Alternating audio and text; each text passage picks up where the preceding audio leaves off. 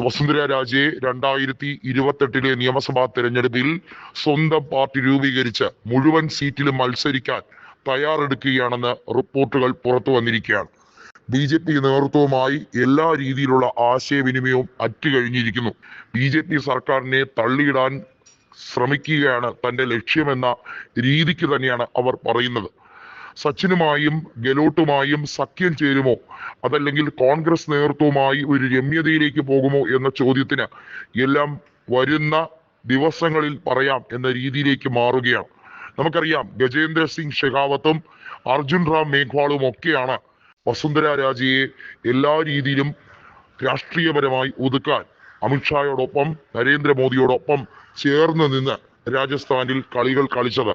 അതിന്റെ ഭാഗമായാണ് ഇപ്പോൾ രാജസ്ഥാനിൽ ബ്രാഹ്മണ വിഭാഗത്തിൽ നിന്നും ഒരു മുഖ്യമന്ത്രിയെ അവർക്ക് കിട്ടിയത്. ഭജൻലാൽ ശക്തനായ ഒരു മോദി പക്ഷക്കാരനാണ്.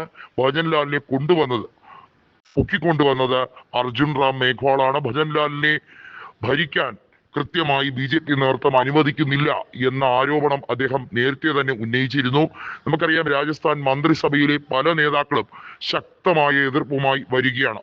രാജസ്ഥാനിൽ കോൺഗ്രസിന്റെ തിരിച്ചുവരവ് പ്രതീക്ഷിക്കുന്ന രീതിയിലേക്കാണ്. കാരണം ഛത്തീസ്ഗഡിലും രാജസ്ഥാനിലുമാണ് ഏറ്റവും ശക്തമായി കോൺഗ്രസ് പ്രതിപക്ഷത്തുള്ളത്. പ്രതിപക്ഷ നിരയിൽ തന്നെ കോൺഗ്രസ് നേതൃത്വത്തിന് അട്ടിമറിക്ക് ഏറ്റവും കൂടുതൽ സാധ്യതയുള്ള ഈ രണ്ട് സംസ്ഥാനങ്ങളിലും ഏത് നിമിഷവും ഒരു പ്രശ്നം, ഒരു ആഭ്യന്തര കലാപം എന്ന രീതിയിൽ BJPക്കുള്ളിൽ ഒരു സ്ഫോടനാത്മകമായ സാഹചര്യം പൊട്ടിപ്പുറപ്പെട്ടേക്കാം. BJPയെ സംബന്ധിച്ചിടത്തോളം ഛത്തീസ്ഗഡിൽ ഭരണത്തിൽ മുന്നോട്ട് പോവുക അത്ര എളുപ്പമുള്ള കാര്യമല്ല. പ്രത്യേകിച്ചും ഛത്തീസ്ഗഡിൽ മാവോയിസ്റ്റുകളുടെ ശക്തമായ എതിർപ്പ്, അതിനെ എല്ലാ രീതിയിലും അവഗണിച്ചുകൊണ്ടാണ് ബാസ്താറിലും ദന്തേവാദയിലും അവിടെ കോൺഗ്രസിന്റെ നേതൃത്വം ഭരിച്ചിരുന്നപ്പോൾ അവിടെ ജനങ്ങളിലേക്ക് വലിയ തോതിൽ അടിസ്ഥാന വികസനം എത്തിക്കുകയും നക്സൽ ബാധിത പ്രദേശങ്ങളെ ഏറെക്കുറെ അതിൽ നിന്നും മോചിപ്പിക്കുകയും ചെയ്തത്. എന്നാൽ വീണ്ടും അതിന്റെ ഏറ്റവും ശക്തമായ മൂർധന്യമായ അവസ്ഥയിലേക്ക് കാര്യങ്ങൾ എത്തി നിൽക്കുകയാണ്. അതിന് കാരണമാകുന്നത് ഭൂപേഷ് ബഗാൽ മാറിയതുകൊണ്ട് തന്നെയാണ്.